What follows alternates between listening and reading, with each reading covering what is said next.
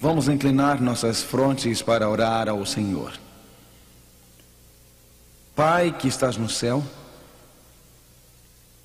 te agradecemos hoje, pois a graça de Deus é maior que nossas necessidades. Não importa quanto fracassamos em nossas vidas, não importa quão grande a dor, a tristeza ou desilusão que tivemos, não importa quais os hábitos que nos aprisionaram e nos jogaram para baixo, a graça de Deus é maior. Te louvamos por isto esta noite. Em nome de Jesus, amém. O assunto desta noite é o começo do fim. A mais longa e mais incrível profecia bíblica. Era bem cedo de manhã na cidade de Filadélfia. O sol estava começando a nascer. As ruas estavam vazias, exceto por um solitário motorista, sozinho num carro, que havia bebido demais na noite anterior. Enquanto dirigia pela rua bem cedo, eram 4 horas da manhã, ele notou à sua frente na rua 4 grandes sacos de pano. Um carro blindado havia ido a um banco na noite anterior. Aquele carro havia apanhado os depósitos feitos no banco durante o sábado e agora estava levando o dinheiro para um depósito federal. À medida em que o carro blindado andava, as 2 portas traseiras, as portas daquele carro blindado, abriram-se e 4 sacos de dinheiro caíram na rua. Eram 4 horas da manhã. O sol estava nascendo atrás dos prédios em Filadélfia. Uma brisa suave soprava e quando os 2 sacos caíram, abriram-se um pouco e a brisa soprou notas de dinheiro pelas ruas. Esse homem, um pouco bêbado, chegou àqueles 4 sacos. Ele rapidamente pisou no freio, saiu do carro e ficou super eufórico. Ia ficar rico, mais do que em seus sonhos. Abriu o porta-malas do carro, colocou o primeiro saco, colocou o segundo saco, colocou o terceiro saco, colocou o 4º saco. E enquanto saía dali, começou a sonhar com férias no México, sentado na praia como por milagre e aproveitando o sol, que carga ele achara, que descoberta. Então ele dirigiu-se para a fronteira com o México. Essa história é verdadeira. Quando chegou à fronteira mexicana, o fiscal da fronteira do lado americano mandou ele parar. Eles verificaram o carro e, adivinhem só, encontraram 4 sacos cheios de dinheiro. É claro que eles ligaram para o escritório central, verificaram no computador e descobriram que aqueles 4 sacos de dinheiro eram de um banco de Filadélfia. Então o puseram na cadeia. Enquanto estava na prisão, ficou muito deprimido e terrivelmente desanimado. Quando falou com seu advogado, eles inventaram a seguinte estratégia: por que o homem não alegava insanidade temporária? Foi o dinheiro que o fez cometer aquilo. Quer dizer, se alguém viesse pela rua e visse 4 sacos de dinheiro, ficaria temporariamente louco. Você não ficaria? Ele não era responsável. O dinheiro o levou àquilo. Então o advogado alegou que ele tinha insanidade temporária. E surpreendentemente o juiz comprou a ideia e o soltou. Então o homem continuou a pensar mais um pouco.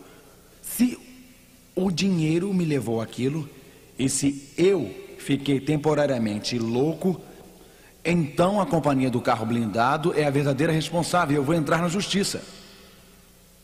Assim ele processou a companhia do carro blindado, porque as portas do carro blindado não estavam bem trancadas. E quem não ficaria louco vendo aquele dinheiro na rua? Aquelas outras pessoas são responsáveis, não eu.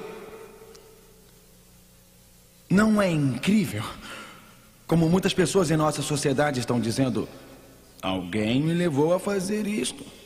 Foi meu marido, ele me levou a isso. Foi minha esposa, ela me fez fazer isso. Meus pais me obrigaram a fazer isto. A vizinhança onde eu moro, se você morasse lá, faria a mesma coisa. É genético. Meu pai perdia a cabeça, meu avô perdia a cabeça, o avô do meu avô perdia a cabeça, todo mundo perde a cabeça em nossa família. Foi outra pessoa que me levou a isso. Os tribunais desta terra também, sabe, os tribunais também cometem erros, não? Às vezes pessoas vão para a cadeia e às vezes os culpados ficam livres. Eles me obrigaram a isto, alguém me levou a fazê-lo. Os inocentes vão para a prisão, os culpados ficam livres. Haverá um julgamento perfeito algum dia? Será que existirá um julgamento que lida com nossas ações e responsabilidades? Há um julgamento que será correto e justo. Um dos temas centrais nos livros de Daniel e Apocalipse é o tema da responsabilidade, o tema da responsabilidade moral. Na verdade, a Bíblia chama homens e mulheres que respondam por suas ações nesta geração.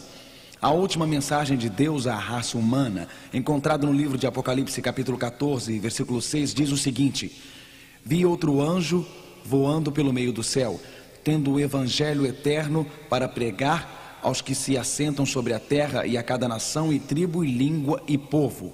Aqui está uma mensagem para todas as nações, todas as tribos, línguas e povos. Aqui está uma mensagem internacional para todo o mundo. Esta mensagem, leiam comigo por favor: temei a Deus e dai-lhe glória, pois é chegada a hora do seu juízo.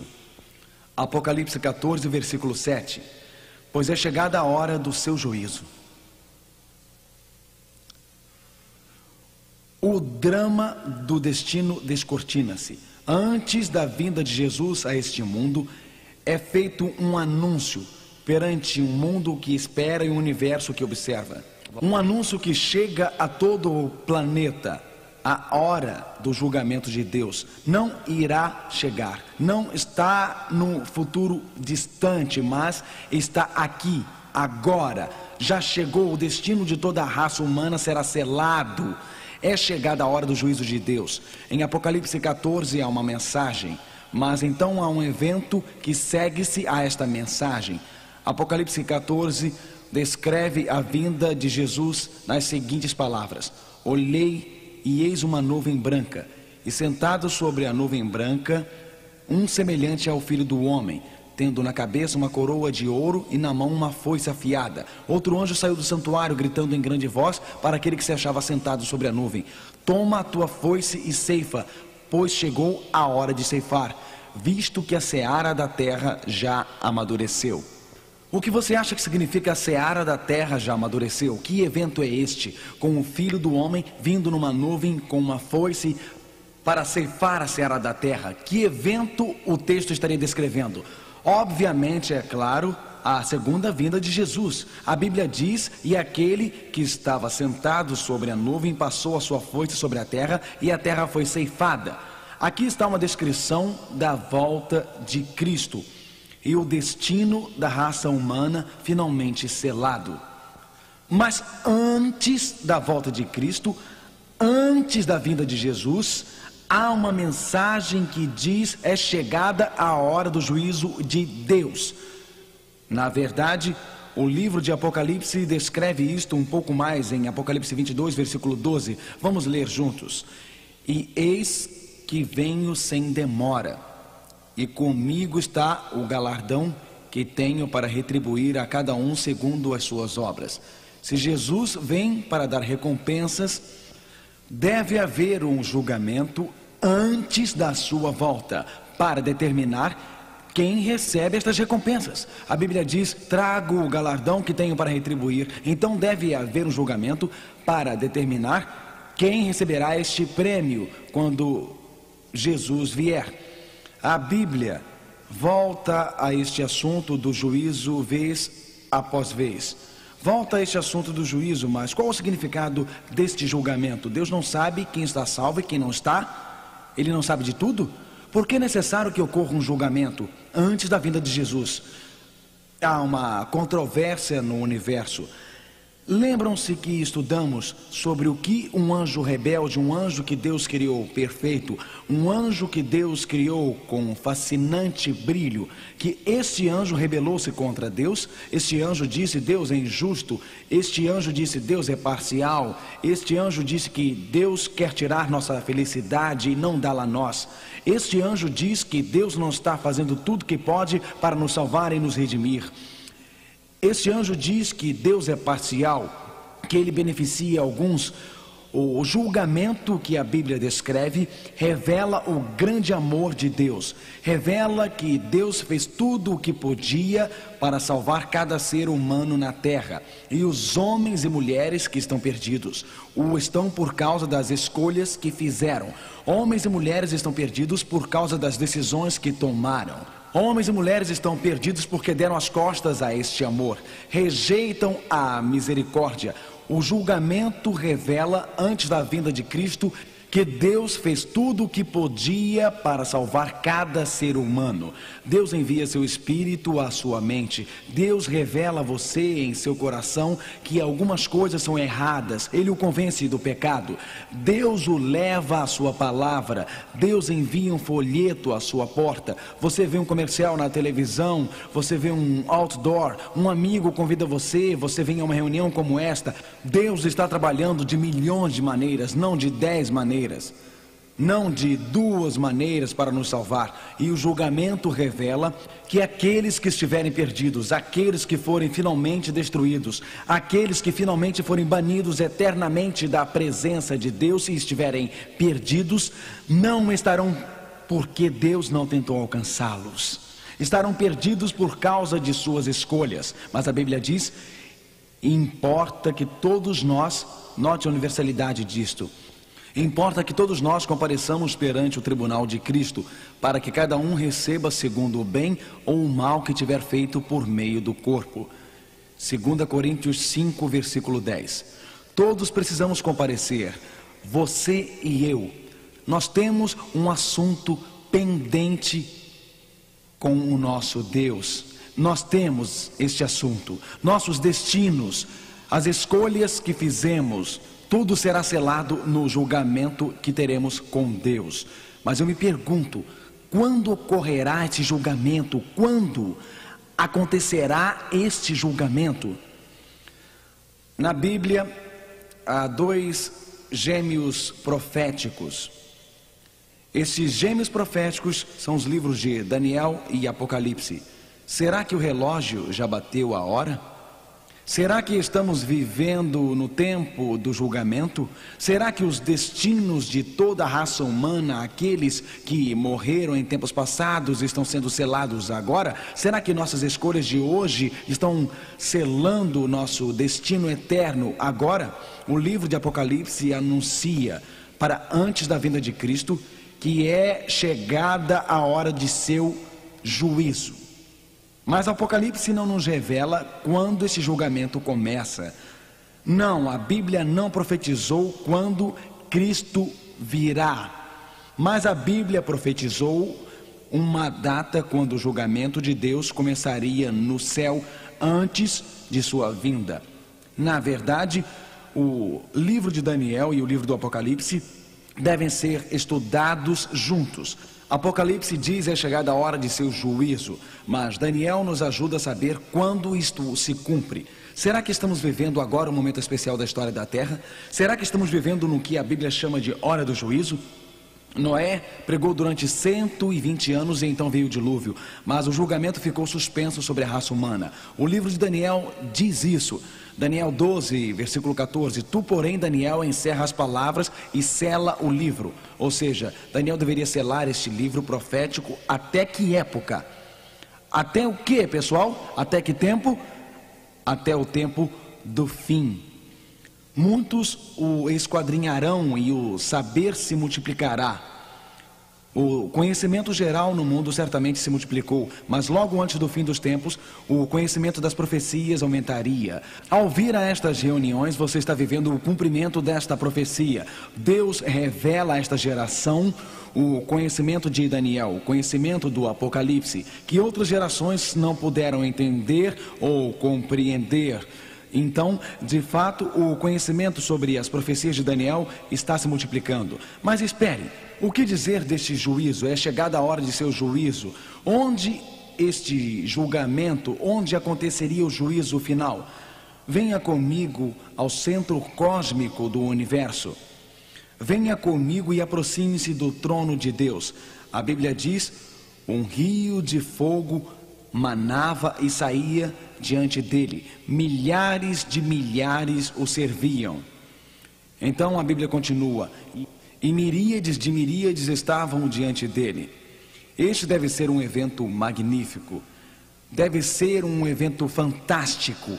Deve ser um evento que prende a atenção do universo inteiro.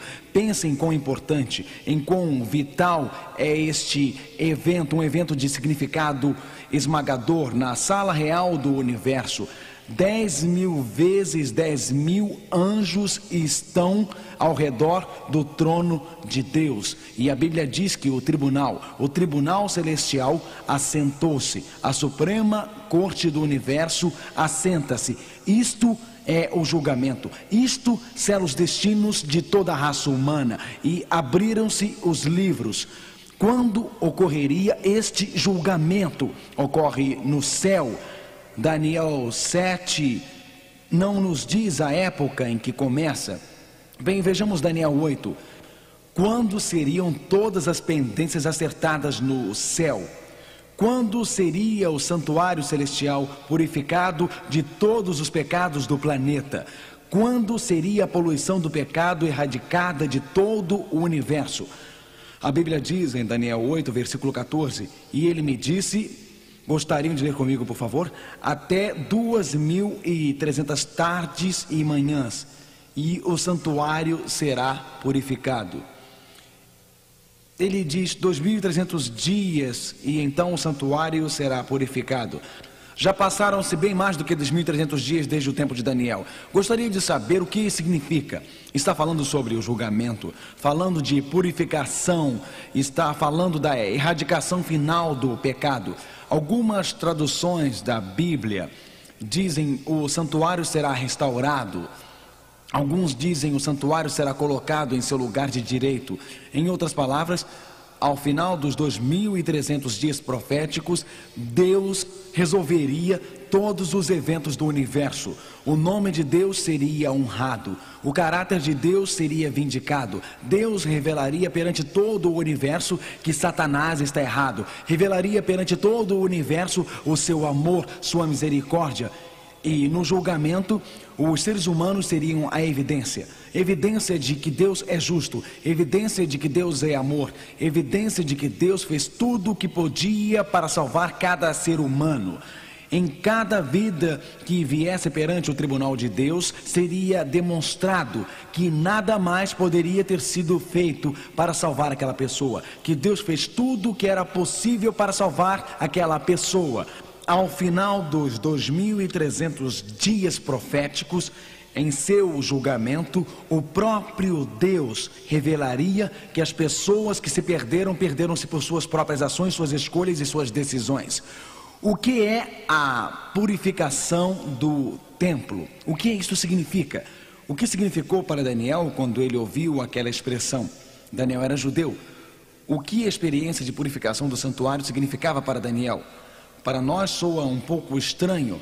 No Velho Testamento, Deus disse a Israel e a Moisés: e me farão um santuário para que eu possa habitar no meio deles. Deus ordenou que Israel construísse um tabernáculo.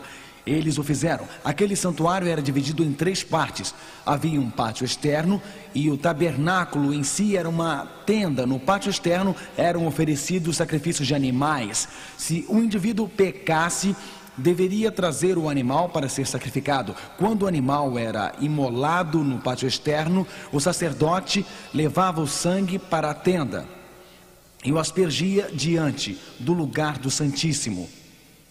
Naquela tenda havia 2 ambientes, um chamado lugar santo e outro lugar santíssimo. O sangue era aspergido no lugar santo, diante da lei de Deus. Uma vez por ano era feita a purificação do santuário. Vamos caminhar pelo santuário juntos. Venha comigo até o sopé do Monte Sinai. Vamos caminhar por este santuário juntos. Usei algumas cordas para ilustrar o santuário. O tabernáculo era uma tenda. No pátio havia um altar. Os cordeiros eram imolados neste altar. Se o indivíduo pecasse, traria seu cordeiro para o lado do altar. O pecador pegaria sua faca e a enterraria bem no meio do coração do cordeiro. O sangue que jorrava representava o sangue de Jesus que verteu. O cordeiro então seria tomado e colocado em cima do altar. A maior parte do seu corpo era queimada e seu sangue escorria pelo altar. Parte deste sangue era então levado ao tabernáculo. No caminho para o tabernáculo, o sacerdote passava pela pia, onde lavava suas mãos. Então o sacerdote entrava no tabernáculo e, ao entrar neste tabernáculo, o santuário em forma de tenda, havia um candelabro. Aquele candelabro representava Jesus Cristo como a luz de nossas vidas, que ilumina toda a escuridão. Além do candelabro, havia uma mesa onde ficavam os pães da proposição. Representava Cristo, o pão da vida, aquele que alimenta a nossa vida. Então havia um altar de incenso, que representa a maravilhosa vida perfeita de Cristo em sua justiça subindo ao céu. Quando alguém pecava, o sangue era aspergido aos chifres daquele altar. No outro cômodo ficava a arca do concerto e a lei de Deus. Uma vez por ano, o sacerdote judeu entrava neste lugar. Ele levantava as mãos perante a lei de Deus para purificar Israel de todos os seus pecados. Este era o dia do julgamento final. Todo o povo de Israel reunia-se ao redor do tabernáculo para confessar seus pecados. Portanto, uma vez por ano, o sumo sacerdote judeu tinha trabalho especial a realizar. Ao final do ciclo religioso do ano judeu, que era chamado purificação do templo. O que a purificação do santuário simbolizava para os judeus? A purificação do santuário era o dia do julgamento para Israel. E como acontecia no fim de seu ciclo religioso, representava o julgamento final da raça humana. Sendo assim, quando Daniel disse: até 2.300 dias e o santuário será purificado, estava falando de um santuário no céu. Estava falando de um julgamento no universo para purificar a terra do pecado. Estava falando do selamento final dos destinos da humanidade.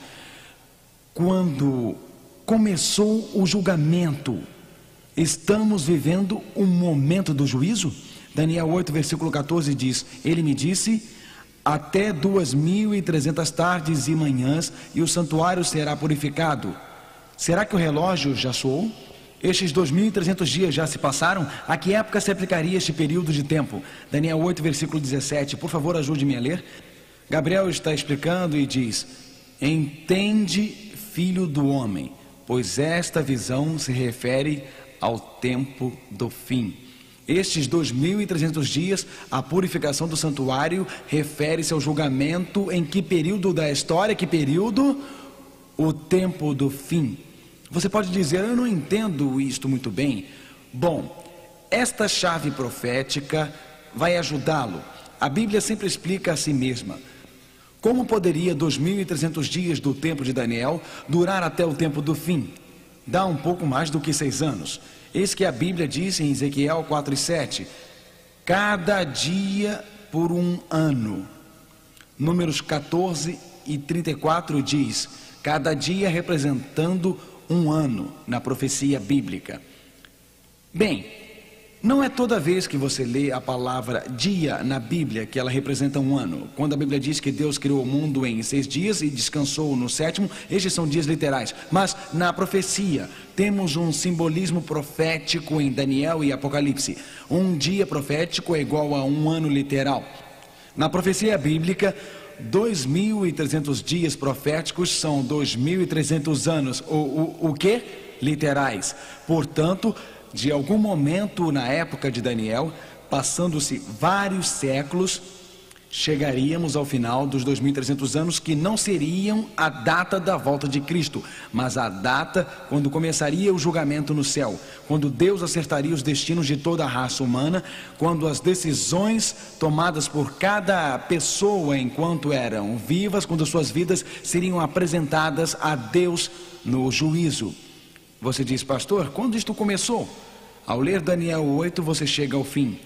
Daniel diz, eu, Daniel, desmaiei e estive enfermo alguns dias. Alguém vai dizer, Marcos, isso é um pouco difícil de entender. Bem, ninguém na plateia aqui de Orlando desmaiou ainda, mas Daniel desmaiou, a Bíblia diz isso.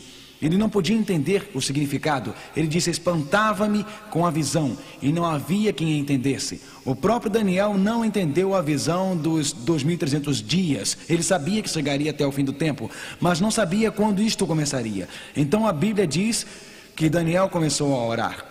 Daniel, em Daniel 8, não conseguiu entender a visão, mas mais tarde o anjo Gabriel desceu do céu em Daniel capítulo 9 para explicar a visão.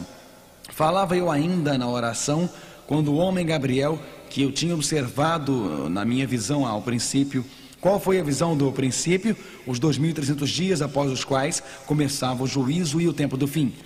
Falava ainda na oração quando o homem Gabriel, que eu tinha observado na minha visão ao princípio, veio rapidamente voando e disse, Daniel, agora saí para fazer-te entender o sentido. O anjo Gabriel então veio do céu e disse, Daniel, você desmaiou, você não entendeu a visão, mas eu vim para lhe explicar a visão. Vou lhe explicar sobre o tempo do fim, quando Cristo virá pela segunda vez. E ele disse, Daniel, vou lhe explicar esta profecia para que fique clara para você e para que não haja mal-entendidos. Na verdade, Daniel, eu vou fazer o seguinte, vou dizer-lhe exatamente quando Cristo virá pela primeira vez, para que você possa entender quando o tempo do fim se inicia da segunda vez.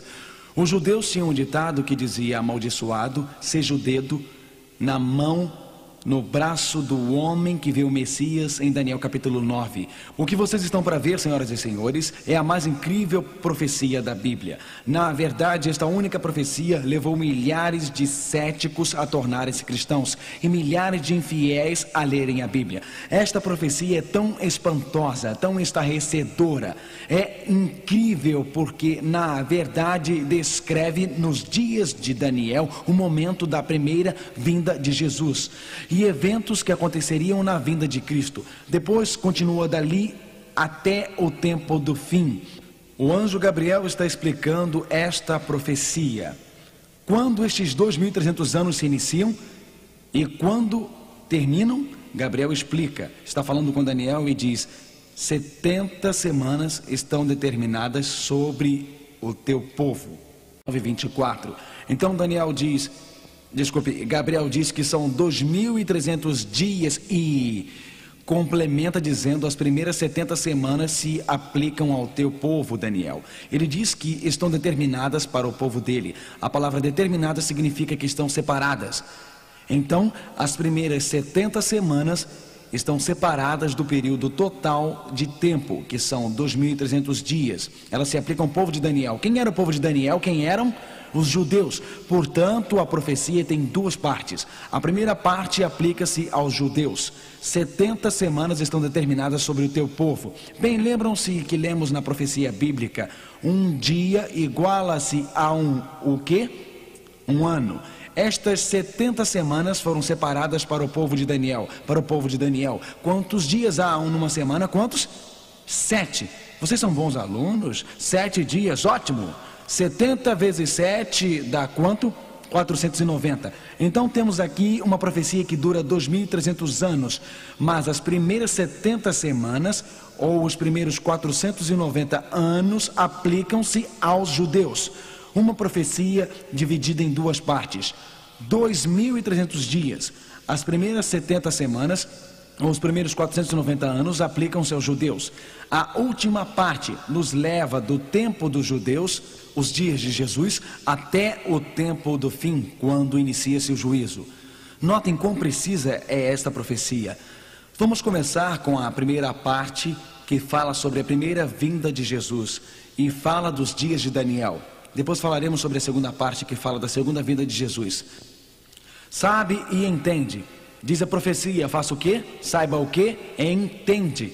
Se Deus diz que devemos saber, é importante, amigos, é ou não? O que vocês acham? Se Deus diz que devemos entender, isso é importante? Deus diz o quê? Sabe e entende.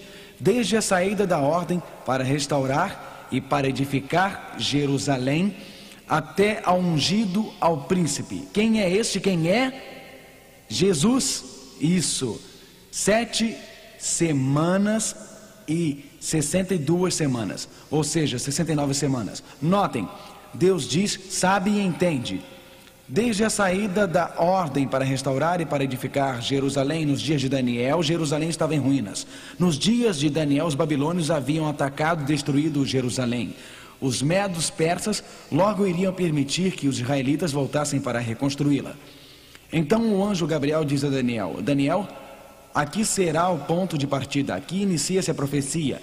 Este é o ponto inicial, quando for emitido um decreto para a construção dos muros de Jerusalém. Daquela data, daquele decreto até a vinda do Messias, serão 69 semanas proféticas.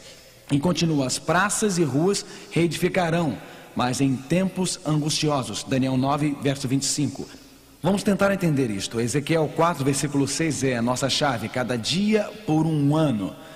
Assim, 69 semanas vezes 7 dias em cada semana dá o quê? Dá 483 dias, ou o quê? Anos. Vamos citar nosso texto novamente. Sabe e entende. Desde a saída da ordem para restaurar e para edificar Jerusalém até ungido ao príncipe serão 69 semanas, ou 483 anos. A Bíblia nos dá algo específico. Do decreto para restaurar Jerusalém até o ungido. O que significa a palavra ungido? Significa Messias. Seriam então 483 anos, de acordo com Esdras, capítulo 7, versículo 13. O decreto para restaurar e reconstruir Jerusalém foi emitido em 457 a.C. Esta é uma data concreta na história. Bem, houve mais de um decreto. Vários decretos foram emitidos, mas este decreto permitiu que Israel voltasse para adorar, como disse a Bíblia. Se começarmos com o decreto para restaurar e construir Jerusalém em 457 a.C. e avançarmos 483 anos no tempo, isto nos levaria ao ungido, ao príncipe. Mas a mudança de antes de Cristo para o ano Domini pode ficar um pouco confusa. Simplificando as coisas, vamos pensar no tempo como passos. Eu estou aqui em 457 antes do zero. Simplesmente começo a caminhar 1, 2, 3, 4. E se eu andar 457 passos, eu chego ao zero, não é? Houve um ano zero na história? Não, nunca. Passou o ano 1 antes de Cristo para o ano Domini 1. Não ano zero, me leve ao ano Domini 1, mas não quero andar 457, quero completar 483 passos, que são 26 anos a mais que 457. Isto me levaria ao ano 27 de nossa era. Se traçarmos uma linha a partir do ano 457 antes de Cristo, avançando 483 anos, chegamos ao ano 27 AD. O profeta Daniel predisse que Cristo, o ungido, viria. Ele seria ungido como Messias no ano 27 antes de Cristo. O que aconteceu no ano 27? Jesus Cristo, o Messias, apareceu em cena. Foi até João Batista. Lembre-se da palavra ungido. Quando Jesus foi ungido, foi batizado. Em que ano isto aconteceu? No 15º ano de Tibério César. No 15º ano de Tibério César, quando todos eram batizados, sucedeu que Jesus também foi batizado. Enquanto orava, os céus abriram-se. Então vejam que coisa maravilhosa. O 15º ano de Tibério César foi exatamente o ano 27 depois de Cristo. Jesus, o Messias, veio exatamente no tempo predito por Daniel, o profeta. Jesus, o Messias, foi ungido pelo Espírito Santo no ano 27 depois de Cristo. A Bíblia diz E o Espírito de Deus desceu como pomba vindo sobre ele. A Bíblia não é um livro comum. Jesus não é um homem comum. Este livro foi inspirado por Deus e predisse esta profecia maravilhosa. Predisse muitos anos antes a data exata em que Cristo seria batizado pelo Espírito Santo. O decreto foi emitido no outono de 457 a.C. 483 anos à frente nos levam ao outono do ano 27. Foi precisamente não apenas no ano 27, mas no outono que Cristo foi batizado. A Bíblia diz que Jesus falou do céu, ou melhor, o Pai falou sobre Jesus: Tu és meu filho amado, em que me comprazo. Quando Cristo foi batizado, iniciou seu ministério de 3 anos e meio como Messias. Na verdade, Jesus disse em Marcos 1, versículo 15, nas seguintes palavras: O tempo está cumprido. O que Jesus quis dizer quando disse que o tempo estava cumprido? Que as profecias de Daniel realmente se cumpriram. O tempo está cumprido. Eu estou aqui, eu sou o Messias da profecia. Para aqueles de vocês que estudam a profecia, saibam que eu sou o ungido, saibam que eu sou o Messias. Eu vim para verter o meu sangue por seus pecados. Jesus disse: Ele é o Messias que veio na hora certa e anunciou que o tempo estava cumprido. Mas a profecia continua. A profecia diz em Daniel 9, versículo 26: Depois das 62 semanas, o ungido será eliminado, embora não tenha pecado. O que significa o Messias ser eliminado? Ele seria o quê, amigos? Ele seria o quê? Crucificado. O que significa? Significa que Cristo, embora sem pecado, morreria por mim e por você. A Bíblia diz que após 62 semanas o Messias seria eliminado, e acrescenta que ele faria firme aliança com muitos por uma semana. Lembre-se que 69 das 70 semanas já se passaram em 27 depois de Cristo. Lembre-se que o anjo Gabriel disse a Daniel que 70 semanas aplicavam-se ao seu povo, isto é, os primeiros 490 anos aplicavam-se aos judeus. 483 anos terminaram no ano 27 depois de Cristo. Falta apenas uma semana profética, ou seja, 7 dias ou 7 anos. Ele, Cristo, faria aliança com muitos durante uma semana. Mas no meio da semana faria cessar os sacrifícios. A metade de 7, turma, qual é a metade de 7? 3,5. Então, no último meio da última semana, 3 anos e meio após o outono do ano 27 depois de Cristo, Cristo seria crucificado. A coroa de espinhos seria colocada em sua cabeça. Ele levaria a cruz até o Monte Calvário, até o Gólgota. Cristo seria pendurado na cruz, com cravos em suas mãos, coroa de espinhos na cabeça, uma lança perfuraria o seu lado, seu sangue verteria por você e por mim. Ele, o Messias, muito mais que um bom homem, muito mais que um mestre com ética, mais que um filósofo religioso, ali estava o Filho de Deus morrendo na cruz. A profecia das 70 semanas nos leva ao Messias. Os primeiros 483 anos, iniciados no decreto para reconstruir os muros de Jerusalém em 457, nos levam ao batismo de Cristo no ano 27. 3 anos e meio do outono do ano 27, vamos observar com cuidado. 3 anos após o outono de 27 nos levaria ao outono dos anos 30. Mas não quero avançar 3 anos, eu quero avançar 3 anos e meio, porque a Bíblia diz, no meio daquela última semana, ou metade de 7, a Bíblia diz, 3 anos e meio do ano 27, o Messias iria ser crucificado ou eliminado. 3 anos me levariam ao outono do ano 30, mais 6 meses me levariam à primavera do ano 31. O que exatamente aconteceu na primavera do ano 31? Cristo, o Messias, foi crucificado. Ele tinha 33 anos, mas o ano era 31 depois de Cristo. Foi exatamente na primavera, quando o Cordeiro da Páscoa estava sendo oferecido, que Cristo, nossa Páscoa, morreu por nós. 3 anos e meio mais tarde, no outono do ano 34 depois de Cristo, o evangelho alcançou os gentios. No meio da semana, Cristo, o Messias, foi crucificado, eliminando todo o sacrifício de animais. Vocês se lembram que quando Jesus morreu na cruz, os sacrifícios de animais que apontavam para a sua morte cessaram. Quando Jesus morreu na cruz, a Bíblia diz, sua carne foi dilacerada. Em Marcos 15:38 diz que o véu do santuário rasgou-se em duas partes, de alto a baixo. O véu daquele santuário terreno foi rasgado. Não haveria mais necessidade de sacrifícios num santuário terreno. Cristo era o verdadeiro Messias, Cristo o genuíno Messias, Cristo o verdadeiro Messias, morreu na cruz do Calvário. Você e eu podemos nos reunir ao redor da cruz.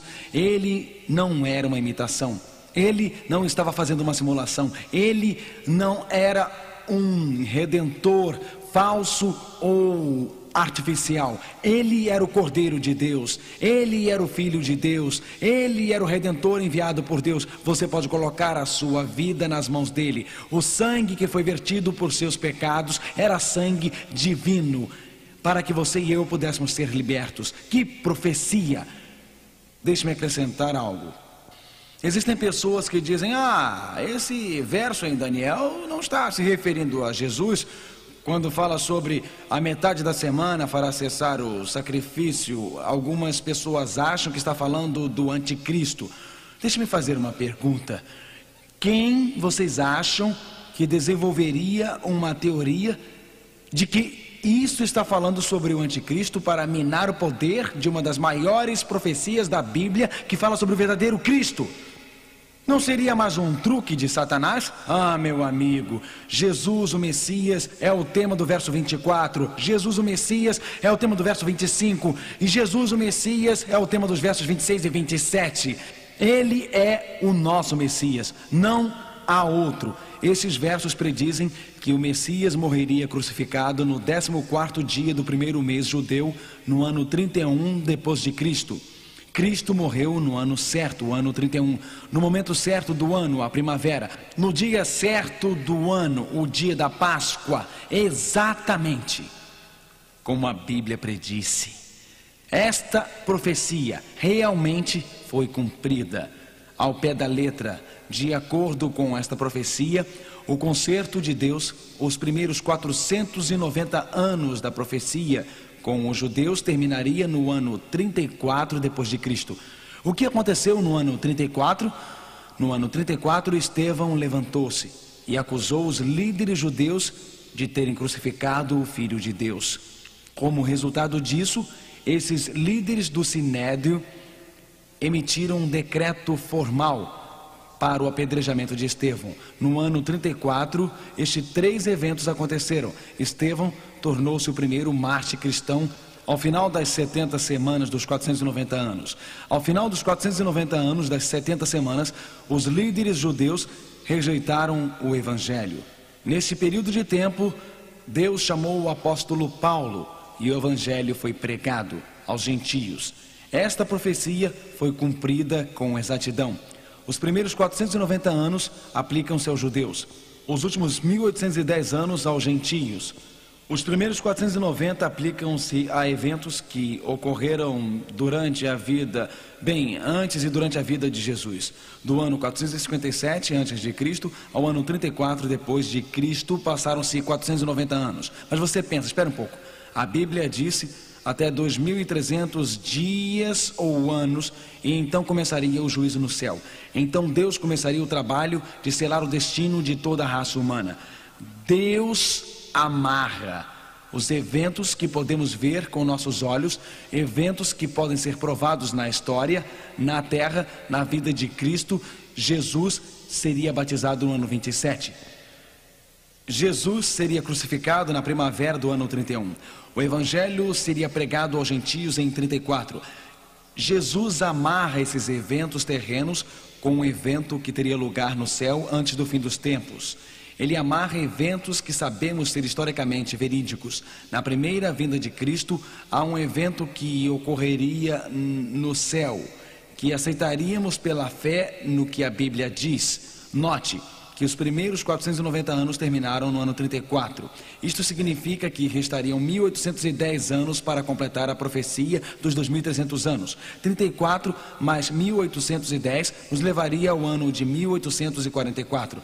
Desde 1844 temos vivido no que a Bíblia chama de hora do juízo. Desde 1844 temos vivido nos dias em que Deus diz: basta. Os destinos da raça humana devem ser selados agora.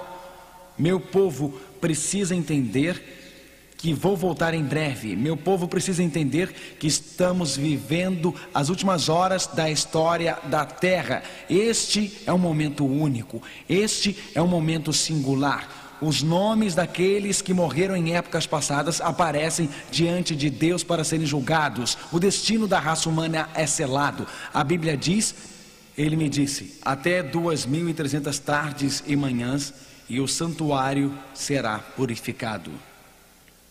Que gloriosa palavra, irmãos. Ao final dos 2.300 anos, Cristo se apresenta. E ele pergunta: poderia eu ter feito mais alguma coisa para salvar Harry ou Joan? Poderia ter feito mais alguma coisa? O universo inteiro o assiste. Este é um momento especial.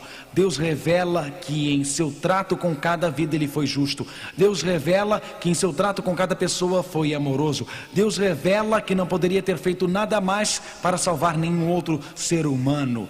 Apocalipse 14, 7 diz: temei a Deus e dai-lhe glória, pois vinda é a hora de seu juízo. Leiam esta palavra comigo, por favor. Vinda poderia ser verdade que estamos vivendo na hora do juízo. Poderia ser verdade que os destinos de toda a raça humana estejam sendo selados. Poderia ser verdade que Deus tenha começado a fazer os acertos finais no universo. Poderia ser verdade que Cristo, o grande sumo sacerdote celestial, assim como o sumo sacerdote judeu, entrou no lugar santíssimo, o lugar de purificação no fim do ano judeu. Poderia nosso sumo sacerdote estar no lugar santíssimo, no santuário celestial? A Bíblia fala de dois santuários, um na terra e outro no céu. Na terra, o Cordeiro morreu. Cristo, nosso Cordeiro, deixou o santuário celestial e morreu na cruz, no tribunal do mundo. Após o sumo sacerdote na terra, aliás, depois que o sacerdote terreno levava o sangue do Cordeiro, ele entrava no lugar santíssimo do santuário terreno. Assim Jesus ascendeu ao santuário celeste após a sua morte. No último dia no final de um ciclo religioso, o fim do ano judeu, o sumo sacerdote fazia o serviço ligado ao julgamento. Então Jesus, no fim dos tempos, iniciou a obra especial do julgamento. Desde 1844 temos vivido no que a Bíblia chama de hora do juízo. Mas você diz: espere um momento, isto foi há 150 anos atrás. Como poderíamos estar há 150 anos vivendo a hora do juízo? A Bíblia diz que não sabemos o dia do fim, mas a Bíblia também diz que podemos saber o tempo do fim. Isto é, o período que é chamado tempo do fim ou juízo. A areia da ampulheta está quase no fim. É uma questão somente de segundos até o fim. Lembrem-se, nos dias de Noé, o que a Bíblia diz sobre os tempos de Noé. Diz que pregou durante 120 anos. Durante 120 anos Noé disse: o juízo de Deus cairá sobre a terra. Por que 120 anos? Porque Deus é tão misericordioso que antes deste mundo ser destruído pela água, Ele queria que cada ser humano fosse alertado a respeito do cataclisma de água. Durante 120 anos, os juízos de Deus aguardaram. Durante 120 anos, o mundo viveu a hora do juízo antes do dilúvio. A população mundial é muito maior hoje. Então, Deus diz que estamos vivendo a hora do juízo no santuário celestial. O destino de toda a raça humana será decidido. As decisões que tomamos estão selando este destino.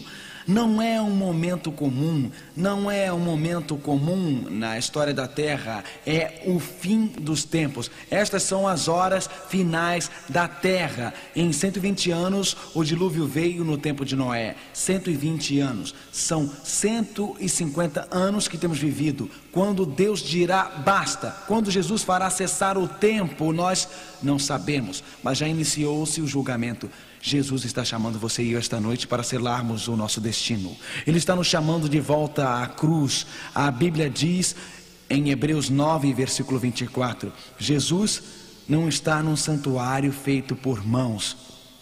Jesus não está esta noite num tabernáculo feito por mãos. Jesus está na presença de Deus por nós. Notem, Cristo não entrou no lugar santíssimo, entrou no próprio céu. E agora está diante da presença de Deus por nós. Onde está Jesus? Está diante do trono de Deus. Está lá para representar você. Está lá para representar a mim. Desde 1844 temos vivido a hora do juízo. O destino de cada ser humano está sendo decidido. Cristo logo, logo voltará. Mas perante o trono de Deus, você tem um amigo. Diante do trono de Deus você tem um advogado. Diante do trono de Deus você tem alguém que quer representá-lo quando chegar o momento de seu nome ser julgado. Cristo estará lá por você. Quando seu nome aparecer diante da lei que você quebrou, se o permitir, Jesus o representará. Seu sangue vertido cobre todos os pecados. Sua culpa pode ser desfeita. A areia da ampulheta está quase no fim. Mas os braços de Cristo estão abertos para você hoje à noite. Muitos anos atrás, no campo do Kansas, um pequeno garoto pedalava e pedalava sua bicicleta. E enquanto ele pedalava, ele entregava jornais. Este era o seu emprego, um jornal após o outro. Pedalava até uma casa e entregava jornal. Pedalava até a outra casa e entregava jornal. As fazendas eram distantes e ele tinha que fazer as entregas. E à medida que este garotinho pedalava, sempre sonhava com a entrega dos jornais. Eu vou ganhar dinheiro suficiente para comprar um cão labrador. É isto que eu quero. Isto foi há muitos anos. Ele sabia que tinha que guardar $25.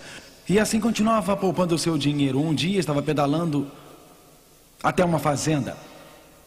Lá havia um senhor sentado na varanda, balançando-se na cadeira. Viu uma placa e a placa dizia: cães labradores à venda.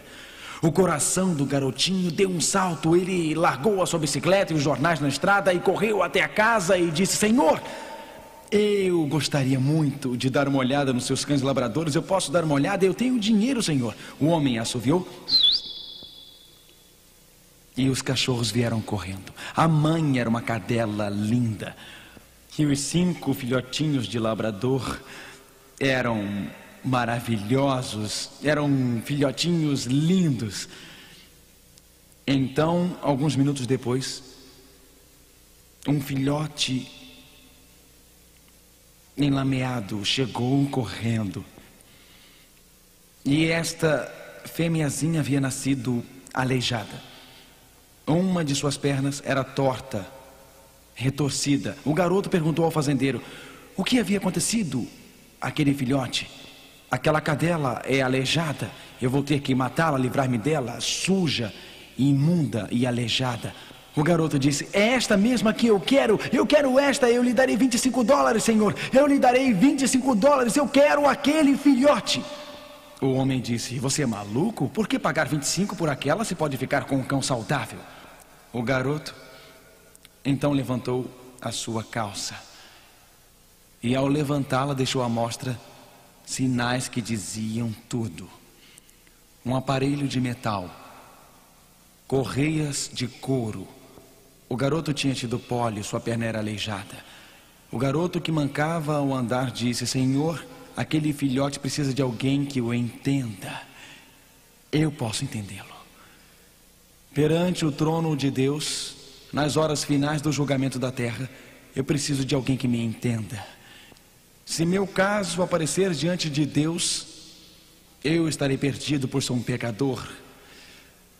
Mas na hora do juízo, nos momentos finais da terra, eu preciso de alguém que entenda minhas tristezas, alguém que entenda minhas desilusões, Alguém que saiba onde eu nasci, alguém que conheça os momentos difíceis da minha vida, alguém que conheça a minha história, alguém que conhece a dor, alguém que veio e viveu de forma humana, alguém que enfrentou Satanás no meu lugar, alguém que derrotou as tentações de Satanás, alguém que verteu o seu sangue por mim, alguém que é divino, alguém que apresenta-se diante de Deus no meu lugar. Jesus entende. Ele está na presença de Deus por nós. Na hora do juízo hoje, você pode ir até a Ele. Você pode reunir-se ao pé da cruz. Você pode reunir-se ao redor do santuário celestial, pois seu sangue foi vertido por você.